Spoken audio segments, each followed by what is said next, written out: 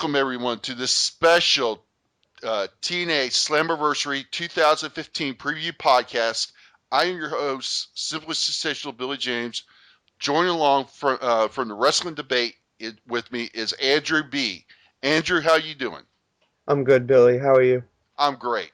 Well, we're going to talk about Slammiversary, which takes place tomorrow on pay-per-view. And this is, while it's been put together at the last minute, this is going to be a crazy rocking pay-per-view. And There are some solid matches. yeah, well, it has to do with the simple fact of one individual. He is uh, he created TNA. He is now the founder and owner of Global Force Wrestling. I'm talking about the man himself, King of the Mountain, Double J, Jeff Jarrett, is coming back to TNA. One more match, and it's his specialty match. It's the King of the Mountain match. And we're going to talk about more about that. Go ahead, Andrew. Hopefully this can help them too with some buys and stuff for the pay-per-view. It may very well do that.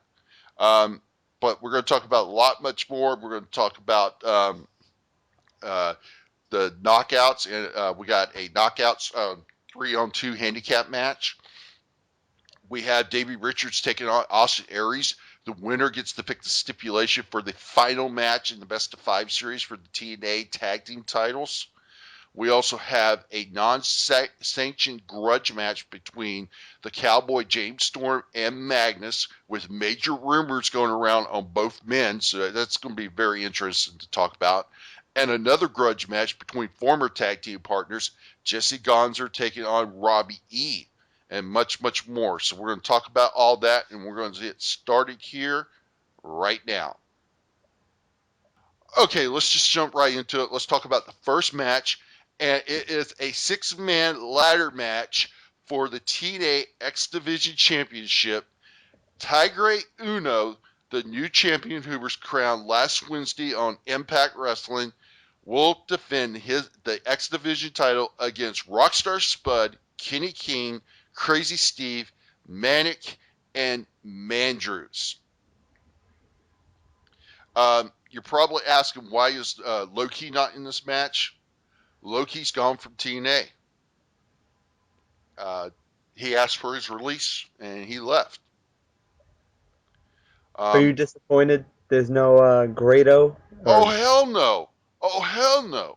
Grado is like, he's just as bad, if not as worse, as Joseph Park. You don't find him funny? No, I don't find him funny. At least Santino Morello was somewhat entertaining. Enzo Amore is entertaining. Grado? No. I'm sure they love him over in the UK, but hey, he just ain't doing it for me. But now I was a hard critic on Rockstar Spud, but this is where they should have put him at in the first place when they brought him into TNA, was the X Division division. They should have never done that stupid chief of staff bullshit.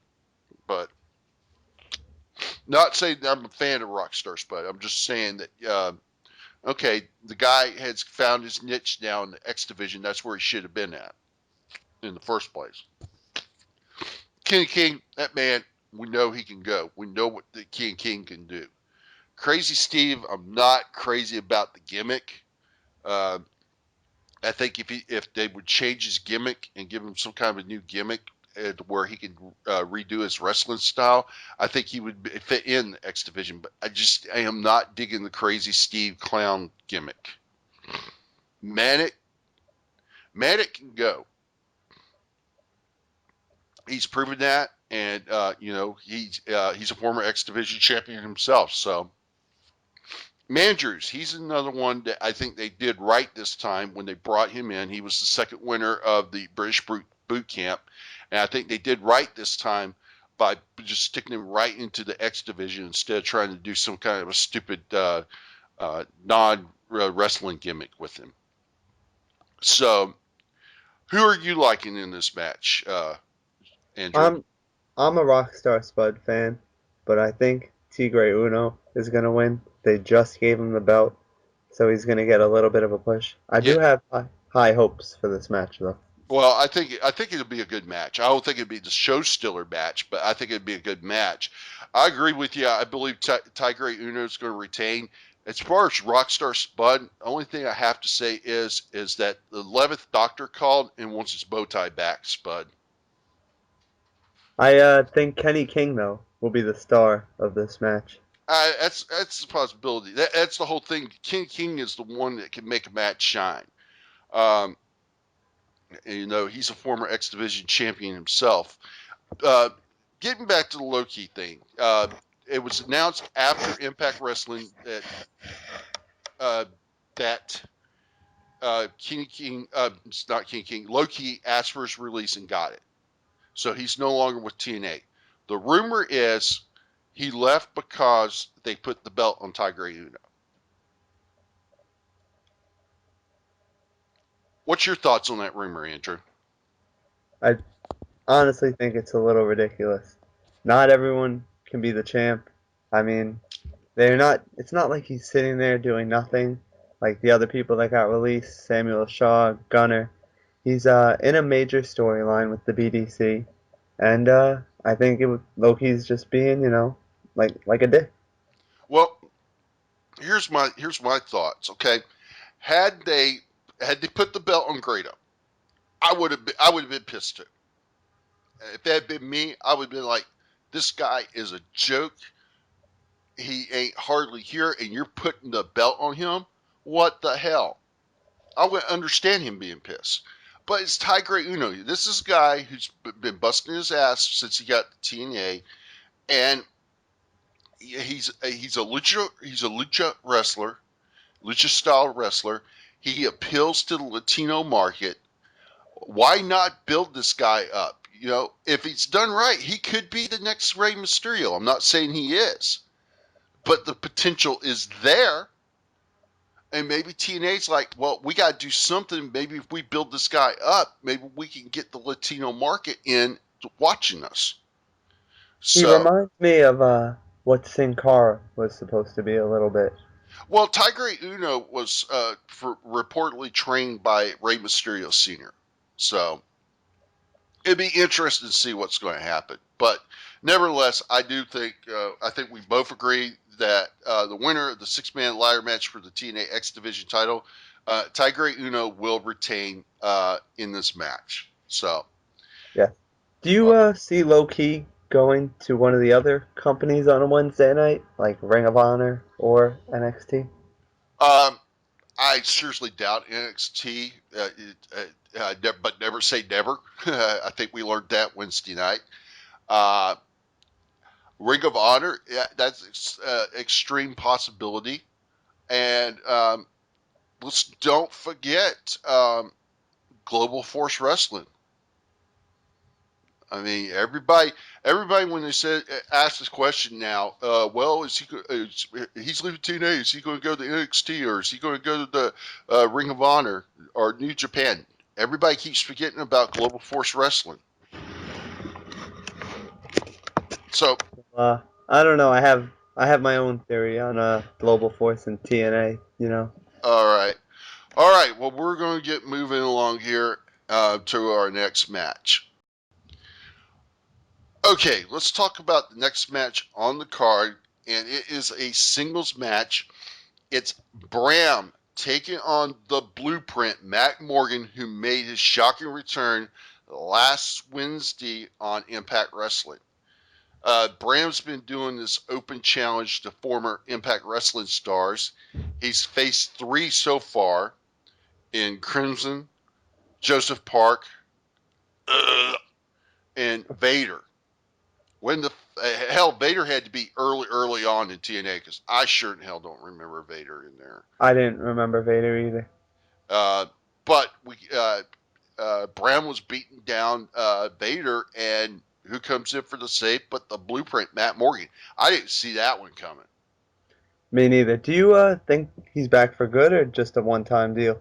That's the $1 million question. We'll have to wait and see how it's going to go. I think I think this is going to be a physical match. I don't think this is going to be a 5-star or a 3-star technical match, but this is going to be a physical match. It's going to be a power match.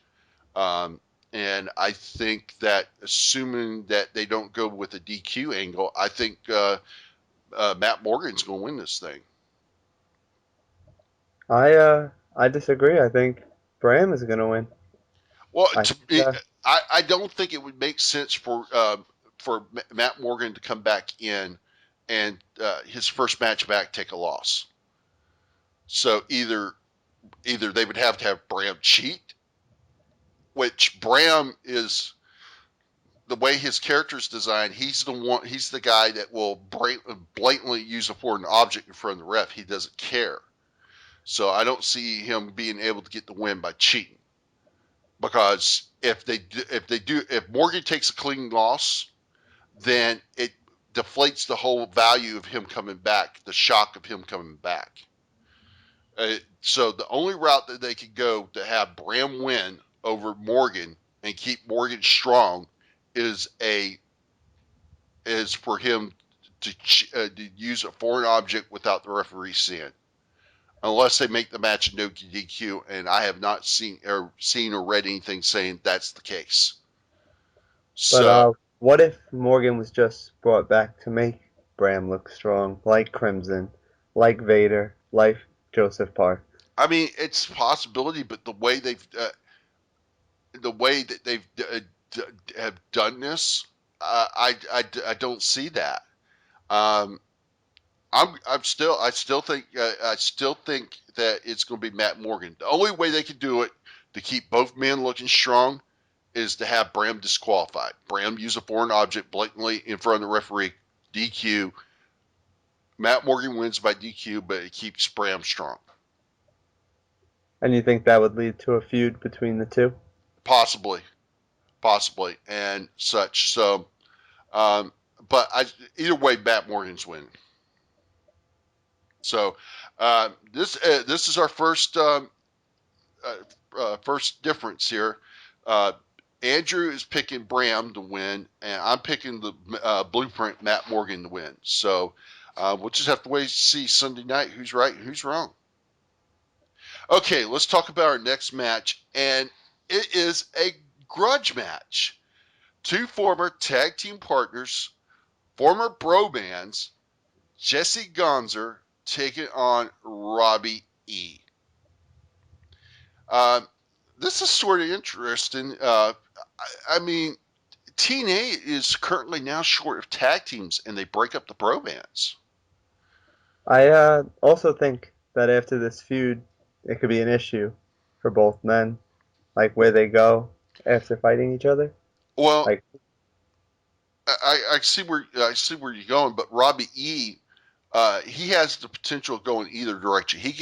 They could build him up as a top star, or because I think he could be a type of guy. They would have to change his gimmick around, of course, but he's the type of guy that could be built up to be a main star. He's homegrown talent. It's not like he's a former WWE superstar. So this is a guy that they could build around if they truly invested in him, or he could stay in the X division and be he could compete in X division. He's a former X division champion. he is. So,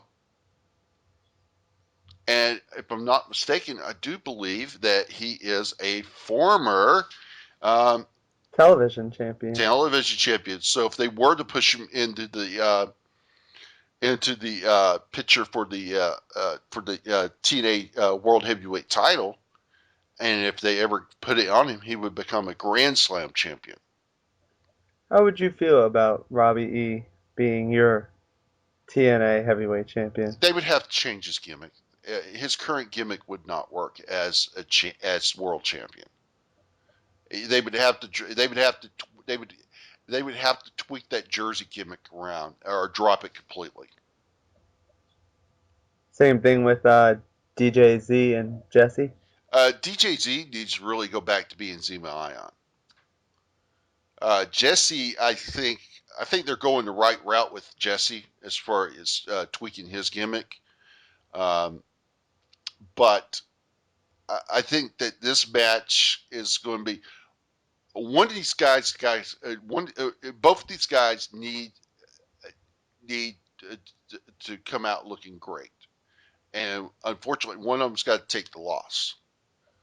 Well, Uh, didn't Robbie beat Jesse 2 or 3 times? What was it, 2, 3 weeks ago on Impact? yeah, it was like quick 3-3s. Yeah, but I think what they're trying to show is Jesse is a power style wrestler, and Robbie can go technical. And I, I, this was a toss up. Who's going to win this one? It really is a toss up. It could be who's TJZ going to side with. After the beatdown from Jesse Ganzer, I mean, logically, it doesn't seem like he would side with Jesse, but there is always that possibility because we know in wrestling, anything can happen. Robbie is the face, right? And Jesse's the heel? That's the best I can tell, yes. And out of these two, I'm going with Robbie E. I just like Robbie E. I've met Robbie E. He's a really nice guy. I mean, he really is. You know, and I think Jesse is going to dominate the whole match, and then Robbie comes back in the end. that would probably be the best scenario. That way, it still makes Jesse look strong, but then Robbie gets the win.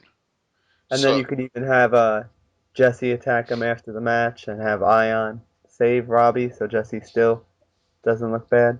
yeah, or you mean Robbie looked bad, but yeah, I mean that would work. No, Jesse. If Jesse loses, Yeah, just like Jesse does the beatdown. Yeah, I agree with you on that.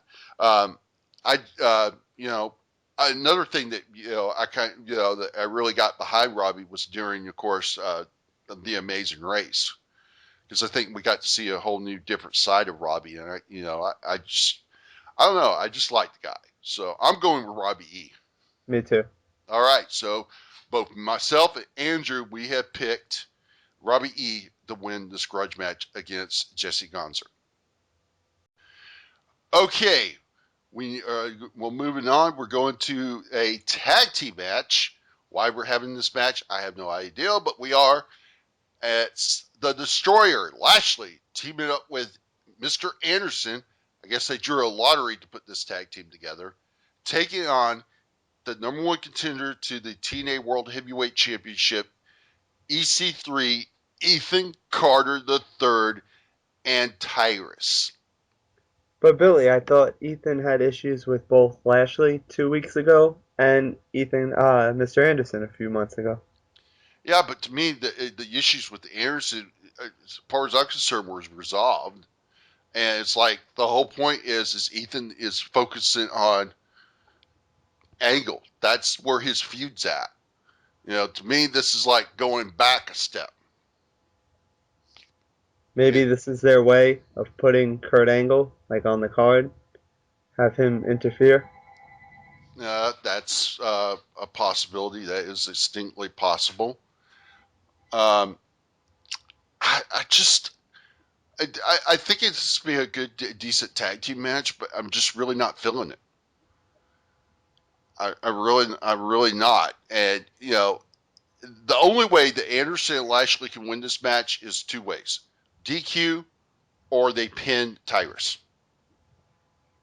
I could see that happening. Ethan just walking out on Tyrus. Um, I'm not interested in this match. Even Uh, though good workers. they're definitely good workers. I just think there's no emotional investment in it. You know, the six man ladder match for the X Division title, we can understand that. The Bram Morgan match has a little build up to it. The Jesse Ganzer Robbie E match has emotion involved in it. This match has nothing. It has nothing to it. No substance. It's just, let's put these four guys into a tag team match. It's basically what it is. Um, I'm going with Ethan Carter III and Tyrus to win. Me too. I'm gonna say Ethan pins Anderson. Okay. I'm just saying they're winning because I think it's the bottom line, because Ethan Carter III cannot take a loss at this point, especially not now. Even if Tyrus takes the Even pin, if Tyrus takes the pin, he can't afford the loss because it loses momentum. and this Wednesday he has his match with Angle. He has his match with Angle, yes. So both me and myself and Andrew, we pick Ethan Carter III and Tyrus to win. Billy, real quick on this Yes. topic, do you believe Ethan versus Angle should happen Sunday, or are you okay with it on Impact? Well, I understand why they're doing it on Impact to get viewers. That's the whole purpose of why they're doing it. In actuality, it should have been done at the pay-per-view. It should have been done at the pay-per-view. I think it would have meant more had they. I would. Okay, let's say they go with. I haven't read spoilers, so I don't like reading spoilers. So let's just throw that out there. But let's say if TNA's. I think we all know they're going to put the title on EC3. So let's say at Slammiversary, let's say they had done the King of the. Let's say Jeff Jarrett. The Jeff Jarrett thing never happened. Okay. Let's Okay. say King of the Mountain match. Angle defends the title at King of the Mountain. You take Bobby Roode out of it, or no, take Matt Hardy out. Put EC3 in Matt Hardy's slot. Angle is in the slot that Jarrett's in now. Okay, so it's King of the Mountain match for the TNA World Heavyweight title. Galloway, Roode, Young, Ethan, and Angle. Yes, this would be more to the EC3's career. Not only did I won the TNA title, King of the Mountain, the most difficult match to win the title in. And I know people are going to say, "Oh, well, what about a ladder match? That's difficult." Yeah, King of the Mountain is more difficult because you have to first pin the guy before you can even have the opportunity to hang the belt up. That is true. So it's a more difficult match. And I think that would have meant more having EC3 win the title that way. But I understand their rationality. They're trying to do everything they can to keep their numbers up so that they don't get canceled by Destination America. And that's what's more important to them than pay-per-view buys. At this point in time, if they don't have a TV deal, they're screwed. They're screwed because yeah, they got international deals, but what's going to happen is that if they can't have a U.S. domestic deal, they're screwed. They're screwed. They're screwed. They're screwed. They're screwed. So they got to get numbers up. So once again, both mine and Andrew's pick for the winner of this tag team match are Ethan Carter III and Tyrus. Okay, we have a match. We have Austin Aries, the greatest man that ever lived of the Dirty Hills, taking on Davey Richards, one half of the Wolves. This is a singles match where the winner will determine the stipulation for match 5 in the best of 5 series, which will determine the new TNA Tag Team Champions. This has been one hell of a series, Andrew, between the Wolves and the Dirty Hills. I actually think it's possibly better than the Beer Money Machine Guns best of 5. Well, I can tell you this: Full Metal Mayhem was freaking awesome, and I think that's potential for match of the year. I agree. Do you Uh, think match 5 should have been at the pay-per-view too, though? yeah, I think match 5 should have been at the pay per view, but again, it comes back to they're wanting ratings. That's all. I think that's all TNA has on TNA management is blinders, and all they're seeing is ratings. That's all they're seeing right now. Similar to WCW, Yeah, correct? they don't care anything about ratings right now. Because this is more critical for TNA than WCW was. Now you got to remember WCW was owned by the company that owned the cable channel that they were on. By a billionaire. Well, no, toward the end, Ted sold it to Time Warner, so you got to remember that.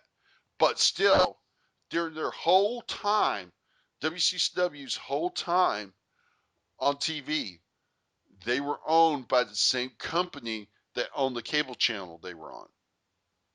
That's not the case for TNA.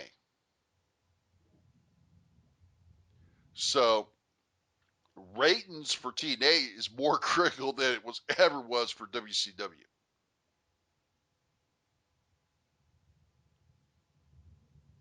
It's more critical, especially because if they get canceled by Destination America, it's game over.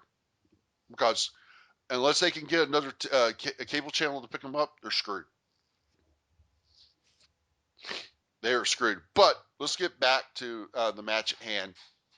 Davey Richards versus Austin Aries. I think this is going to be one hell of a match. Um, Davey Richards, he's really damn good. He was doing some X Division matches while Eddie was out with his injury. Um, Austin Aries, we're talking about the greatest man that ever lived. Um, I think it's going to be one hell of a match.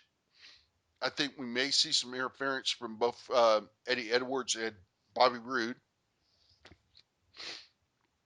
But in the end, I hate to tell you this, but get ready to get dirty because the Dirty Hills are going to get pick the stipulation for the final match in the best of 5 series.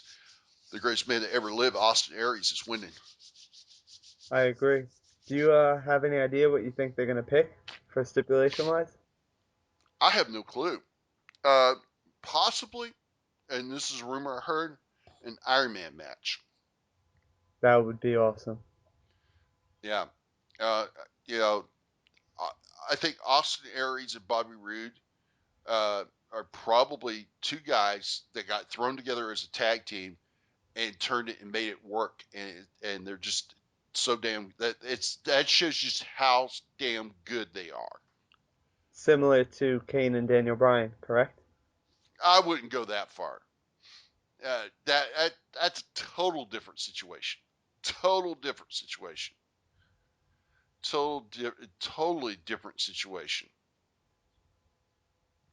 But nevertheless, I think it's going to be a very good match and possible show stiller. I don't think it will be, but it's possible.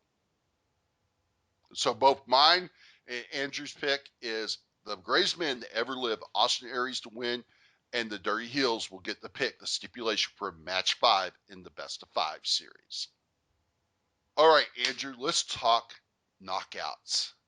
This is your favorite part, right, Billy? Yeah, I'm a women's wrestling fan, and the knockouts, rocking it. It's one of the things that TNA's gotten right is their women's division kicks ass on national TV.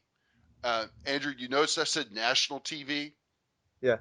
because I always get the argument, oh, well, the TNA, the NXT divas. Yeah, the NXT divas are probably have the best women's division in wrestling today, bar none. I will not deny that argument whatsoever. However, NXT is on the WWE network. That is a streaming service. That is not national TV. Correct. Okay, so when we're talking Ring of Honor, which I don't understand, does not have a women's division. I don't get that, but they don't. Lucha Not a big Underground, Honor fan. Are Lucha you? Under, do what? I'm not a big Ring of Honor fan. Are you? I've been watching Ring of Honor since it's been on Destination America. I have to admit the matches are great. The production value sucks, which I find ironic since Ring of Honor is owned by a a media broadcast company that owns a bunch of TV stations. So you would figure this company, you would figure Sincere Broadcast would at least want to give them equipment to where they can put on you know a, a you know a show with good production value. Watch Ring of Honor on Destination America, then watch TNA. Production value night and day. I prefer TNA over Ring of Honor, honestly. I love wrestling altogether. I don't hate an organization or what, but um, I'm I'm a women's wrestling fan, and I just think that Ring of Honor just for whatever reason they don't have a division. Neither does Lucha Underground. Also, it may have to do with they're just an hour show. Correct. So, but Does it getting hurt though to that what the Knockouts title isn't on the line Sunday? it goes back to the same thing we've been talking about through the show. Ratings. They're Rating. trying to save it for the ratings. But nevertheless, this is going to be interesting. It's this has some storyline potential. It has some meaning. Uh, awesome Kong and Brooke, they both have beef with the Dollhouse, and so it makes sense for this match. And the odds are stacked against them because it's 3-on-2. You have Taryn Terrell, Jade, and Marti Bell taking on Kong and Brooke. However, Brooke and Kong have had some chemistry. They looked good in that tag team match against Jade and Marti Bell. I agree. And Brooke coming off the top of the shoulders with the elbow drop off the shoulders of Kong, that was pretty Well, impressive. So, um, I don't, I'm really kind of digging Taryn Terrell's heel turn. I didn't see it coming, me and neither. I think it's interesting that they've done this. She is the longest reigning knockouts champion. Her title reign is longer than what they are initially saying on TV because if you go by Wikipedia, they start the countdown for the day that the day that they actually won the match, not the day that the match aired. So, um, it's I think this is going to be one of those. I think that the Dollhouse is going to dominate, but Kong and Brooke are going to make a comeback, and they are going to get the win. They have to get the win. They have to get the win because Taryn is going to defend the. It's not going to hurt Taryn to take a loss here, especially if Jade or Marti gets pinned. And on top of that, the title's not on the line. Uh, I'm taking Kong and Brooke for the win too. yeah, and I'm happy to see Brooke back in the limelight, especially in the title picture. I like Brooke. I think that I think she's one of those examples of look what you did, WWE. You dropped the ball with this girl. You know, I think she improved greatly. oh, she did Uh, improve greatly, and it's people bitch about all TNA does is pick up WWE rejects. Well, uh, Brooke was gone for quite a bit from WWE before she came into TNA, and then she improved leap and bounds. And the same thing can be said about Taryn Terrell. But I think this is going to be one hell of a match. Jade, aka Mia Yim, we all know what she can do. Former Shine's women's champion. Actually, she is. I believe she's the only woman to have held the Shine Women's Championship and the Shine Women's Tag Team Championship. that's awesome. She held that with Leva Banks, aka Blue Pants, in NXT. But nevertheless, I do think Awesome Kong and Brooke are going to win this match. So both mine and John's pick for this Andrew, for Andrew. Sorry, John must be thinking about me. Hey, John, how you doing? He's probably tired. He's been doing a lot of shows lately. But nevertheless, both mine and Andrew's pick for the winners of this 3-on-2 knockouts handicap tag team match are Awesome Kong and Brooke. Okay, Andrew, we have a non-sanctioned grudge match. The Cowboy, James Storm, taking on Magnus. This is a match that has been perfectly done. This is the build up to this match has been done perfectly. This is something that I think TNA has gotten right. James Storm stalking Magnus's fiance, and it is his fiance in real life, Mickie James, uh, for stalking her, trying to get her to join the revolution, to take the pledge. And we saw the buildup between the tension and the interaction between Storm and Magnus, and it came to a ball. That controversial scene where James Storm pushes Mickie James off of the train stop. Now, I didn't like that. Did you? I, I I don't see what the big problem was. Everybody was like, up in arms about it. Uh, I don't see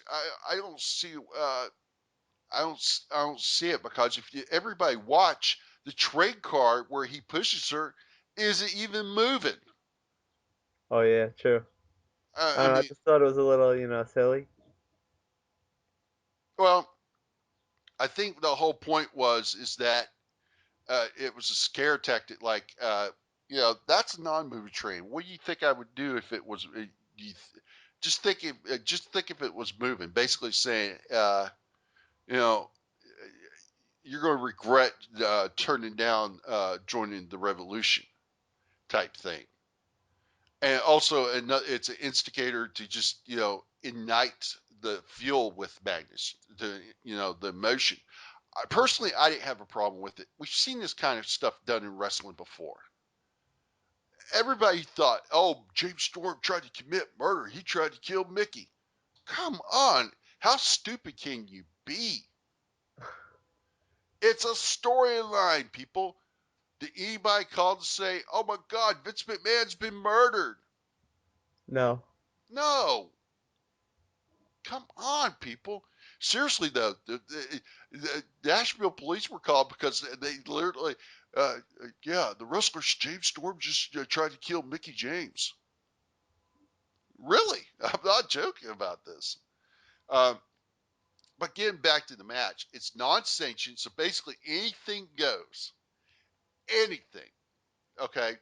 Um, this didn't air on Impact Wrestling. This aired on TNA's website. Uh, the contract signing between James Storm and Magnus for this non-sanctioned match, and both men signed it. And Magnus said, actually, I want to tell you thank you because if it wasn't for this match, I'd be in jail right now for what I'm going to do to you. But now with this sign, it's all what I'm going to do to you is all legal. So I think this is going to be a physical match. It's going to be a brutal match. It's going to be they're going to beat the living crap out of each other. It's going to be physically and emotionally draining for both men. I think it's going to be. I think you're going to see interference from the Revolution, and I think we may see Mickie come down and help Magnus. Now, speaking about Mickie, here's one of the reasons why they did that angle with Mickie, the train angle.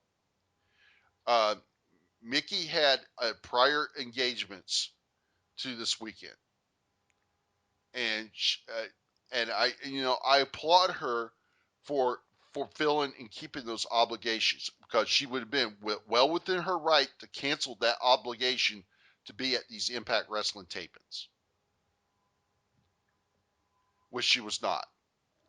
And in case you're wondering, Andrew, that obligation, she is currently in Miami at the Miami Super, I believe it's SuperCon convention. It's a comic book sci-fi convention that Are you she's gonna? Are you that. going down to meet her? Oh no! I can't afford to go all the way down to Miami, but I've met Mickie.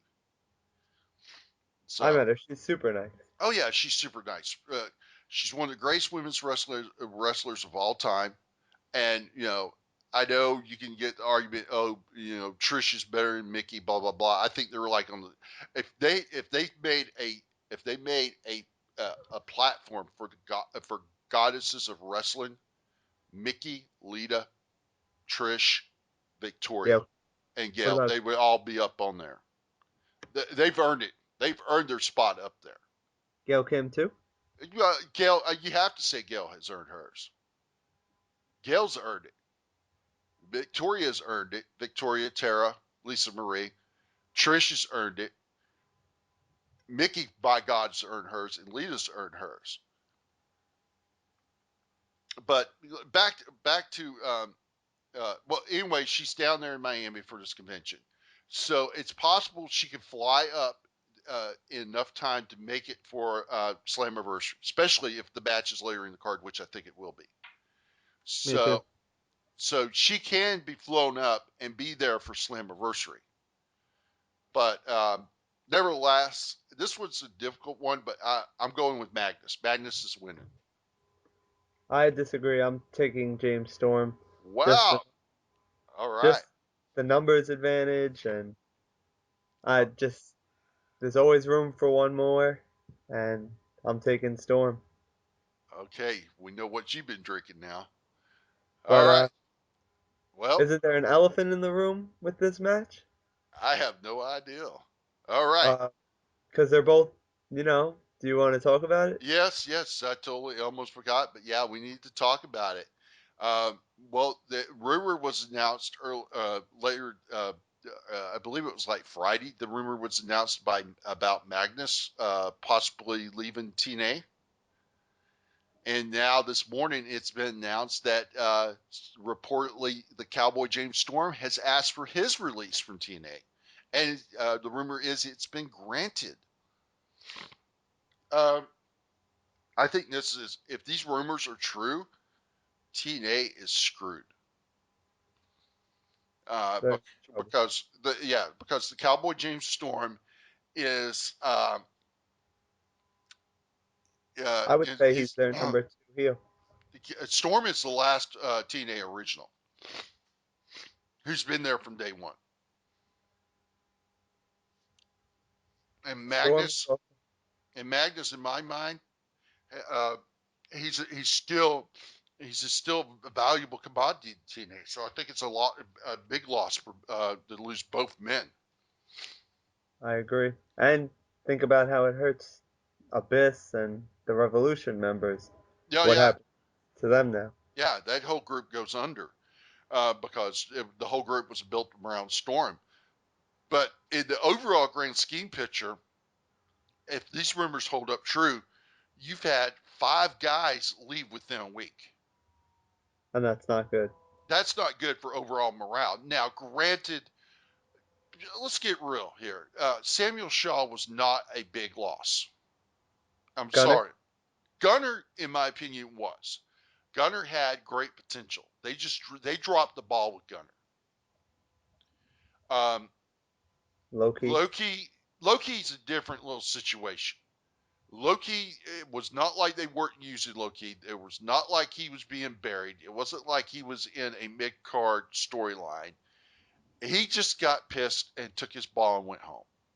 And uh, there's a big difference between Loki taking his ball and going home and a certain individual who took his ball and went home. That certain individual did have some legitimate gripes. Maybe, if you're lucky, Billy, if this rumor is true, Abyss will go away and Joseph Park will come back for you. Oh, hell no. Oh, hell no. If that happens, then TNA is totally doomed. It's totally doomed. Um, I tell you what, I pretty much think Storm and Magnus are as global bound. I think both men are going to head to Global Force Wrestling. I agree. And Magnus leaves. That um, there's another thing they get screwed on. Guess Mickey. what? Well, I'd say Mickey go with him, but there's another thing that gets screwed on. Guess what Magnus has? Everybody's forgotten about it. Oh, Feast or Fire. Yes, he has the Feast or Fire tag team briefcase. I don't even think anyone remembers that except for like me and you. Yeah, well, hey, it worked when Storm cashed it in. Nobody's like, what the hell? Oh, yeah, he did have that. So, um, uh, it's going to be interesting to see what's going to happen. But nevertheless, I picked Magnus to win the non-sanctioned match, while Andrew picks the Cowboy James Storm to win. You ready to talk about which will be the final match of the night? Sure. Okay, it's back. It's King of the Mountain match, and it has been announced it is for the inaugural TNA King of the Mountain Championship. Does this mean we're gonna see King of the Mountain more now, possibly throughout the years? Throughout Uh, the year? I don't know. This is going to be interesting. How is this championship going to work? Is this going to be a regularly defended championship, or is this just an annual championship that gets defended annually? That's going to be the $1,000,000 question. Um, so we have in this match we have the It Factor, Bobby Roode, Drew Galloway, the leader of the Rising, the Maniac Sadistics, and I think he calls himself the world's greatest maniac, I Eric believe Young. so. Uh, we have Matt Hardy. What version is he on? Is he on 3.0 or 4.0? I think 4. 4? Okay. And I think this is the one that shocked everybody. Hell froze over. And no, we're not pulling a rib on you. The final man in this match, the founder of TNA and the current founder and owner of Global Force Wrestling, King of the Mountain himself, Double J Jeff Jarrett. Um, when it was initially announced that King of the Mountain was going to happen, we didn't even know anybody who was in the match, so we assumed it was going to be for the TNA Championship. Was that the assumption you made, Andrew? I thought so too. Okay. And then did we get shocked this past Wednesday on Impact Wrestling Yes. with the return of Jeff Jarrett? I, you know, the thing is that Josh Matthews and the Pope were shocked, and that wasn't them faking shock; they were truly shocked. I think everybody was shocked. From what I heard, nobody in the back knew about this until 5 minutes uh, Jeff before Jeff Jarrett went out to the ring. And from what I understood, um, in the scripts, uh, from what I understood in wrestling, when they do the show scripts, they usually leave a blank space for something that they're trying to that they don't want to reveal. So they leave a blank for a segment that's going to be like it's supposed to be like a shocker, but they didn't Uh, even do that. wow. The whole script was fully scripted, so nobody knew. I have to say, this is one of the best kept secrets in wrestling in a long time. I agree. This could possibly be since I can't think of a bigger secret since the pipe bomb, maybe, or Eric Bischoff. I think the pipe bomb was. I think the pipe bomb was the bigger thing. I think a lot of people didn't see that one coming, and I think it was a very good one. Uh, I think that I think that was a shocking. But you could also say Lex Luger when he showed up at the first Nitro. That was a big shock. That was a shock because nobody saw that coming. But also the internet wasn't widely available back then too. Which was secretly a good thing. Yeah, yeah, that was. So let's explain to everybody what the rules to a King of the Mountain match is. So, so the rules are all 5 men will be in the match. There will be a cage, which is called the penalty cage, on the outside of the ring. The referee will have the, I'm assuming it's championship belt, will have the championship belt. The rules are in order, it's what's called a reverse ladder match. Instead of pulling the belt down, you hang the belt up. So, in order to become eligible to hang the championship up, you must either pin or make an opponent submit. The person who is pinned or submitted will be placed in the penalty cage for 2 minutes. Once you become eligible, you can get the belt from the referee, and you will use a ladder to climb up to hang the title. And of course, you got to do this without people stopping you or trying to knock you off the ladder. The person who hangs the title above the ring wins the title. Okay. Is Bobby Roode the only one besides Jeff Jarrett to ever be in King of the Mountain?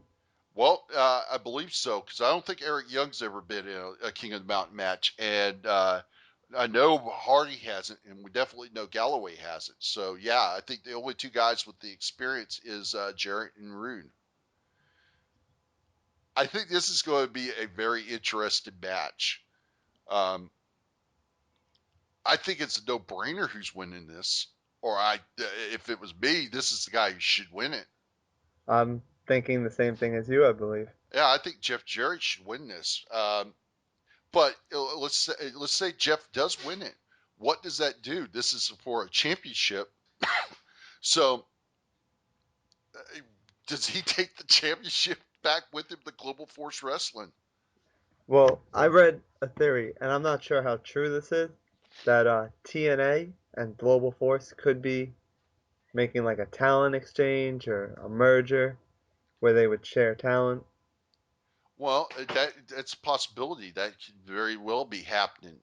Um, the other now the one rumor I heard, and this rumor supposedly is totally untrue. There was a rumor going around that Jarrett was going to buy majority control of TNA.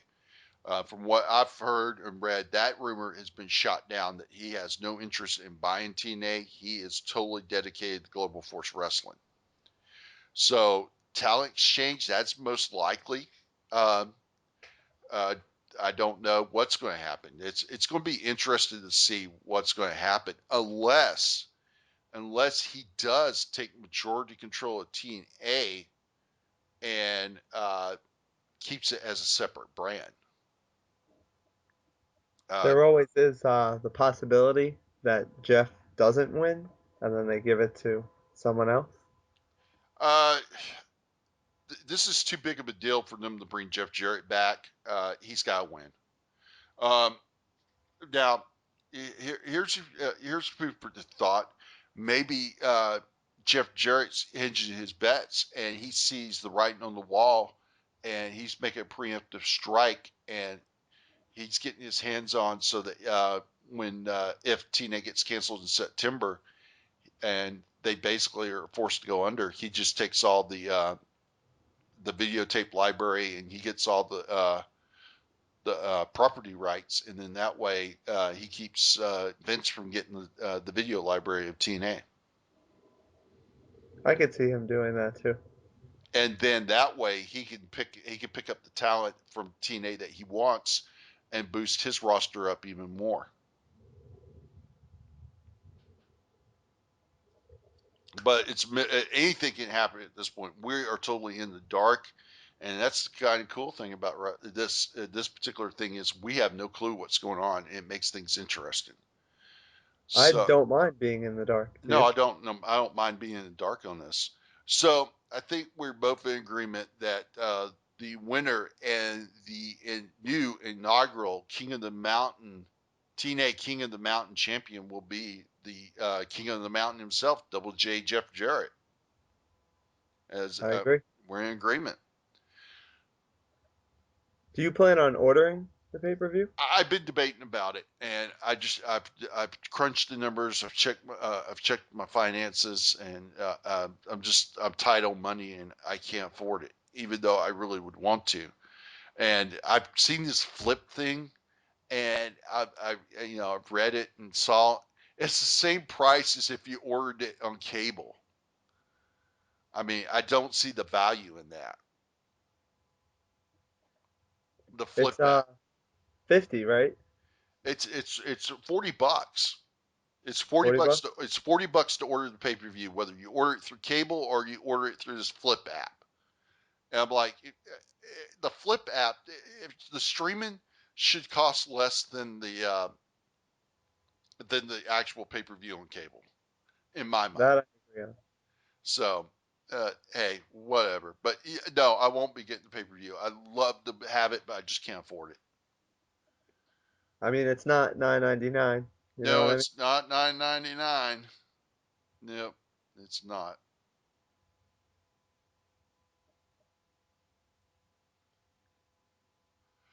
Okay, well, Andrew, it looks like it's going to be one hell of a card, my friend. It's going to be very interesting. I will be keeping my eye on it on the web, uh, you know, to see what's going on. But I think this is for a pay per view that was put together at the last minute. I think we're going to have some interesting moments at Slammiversary for sure.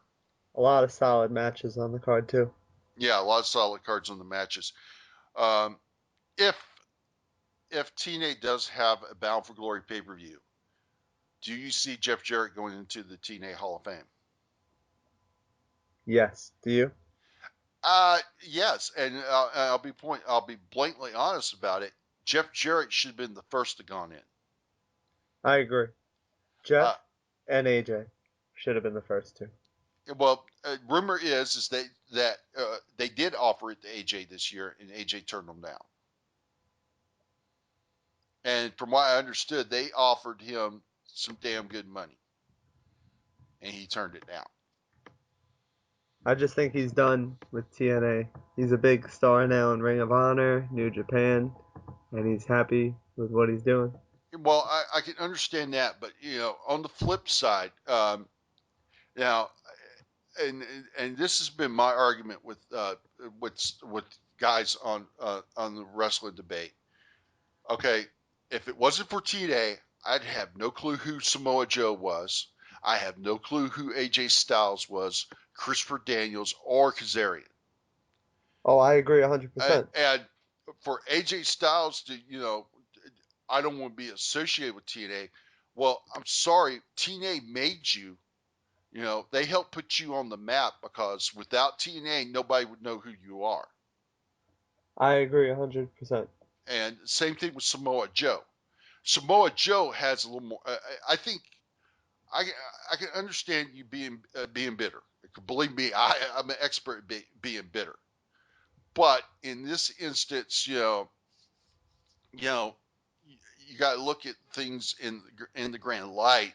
And while if AJ wasn't happy at TNA, leaving was probably the best thing for him because being happy is the most important thing.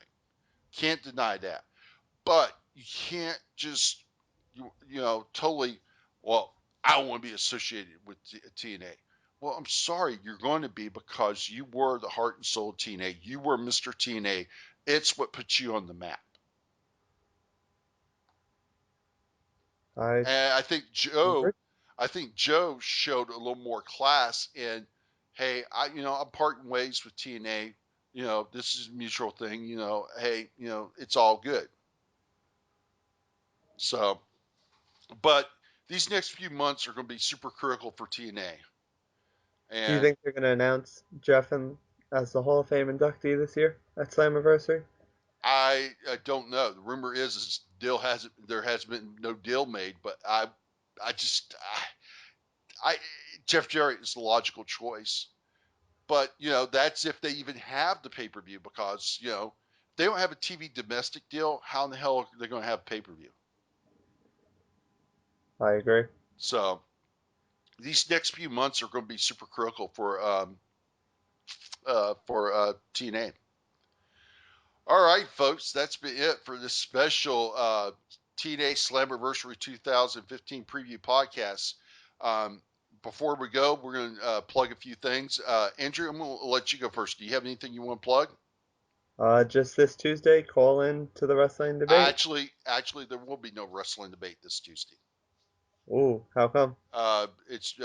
We're just going to take a break. I've got prior engagements that I can't get out of, and John he's going to be just drained from doing. He's done a lot of shows this past week, and he's just draining. He needs a break, so we're just going to take a 1 week hiatus. So we'll be back a week from this Tuesday. Just everyone enjoy Slammiversary and Bell to Bell Wednesday night. Yep. All right. For myself, every weekend is my Making an Impact YouTube show where I give my thoughts and opinions on that week's Impact Wrestling. Of course, I'm on the Wrestling Debate along with Andrew, my partner in crime, John P. Mayer, um, the Shark, Sean Williams, Michelle, and others. We talk about a lot of things from TNA, WWE, Ring of Honor, Lucha Underground, PWS, and much, much more. And I would say in 2 weeks we'll have a lot to talk about because after that, the Beast from the East special will have aired on the WWE Network, and the Bell from Bell would have already taken place. We'll have a lot to talk about.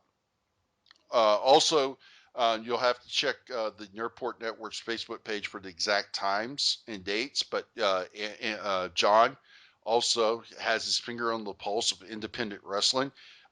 He has the independent point of view where he has great interviews with independent wrestlers and promoters. You got to check that out for the date and times. It's all on Blog Talk Radio. And on Thursdays, it's Dirty Divas with Michelle and Liz. The Dirty Divas talk about everything in wrestling. So, and you want to check that out, you can get the exact times on the Nerdport Network's Facebook page. Well, that's it for the special TNA Slammiversary 2015 Preview Podcast. I've been your host, Simply Sensational Billy James, along with Andrew B. Y'all take care.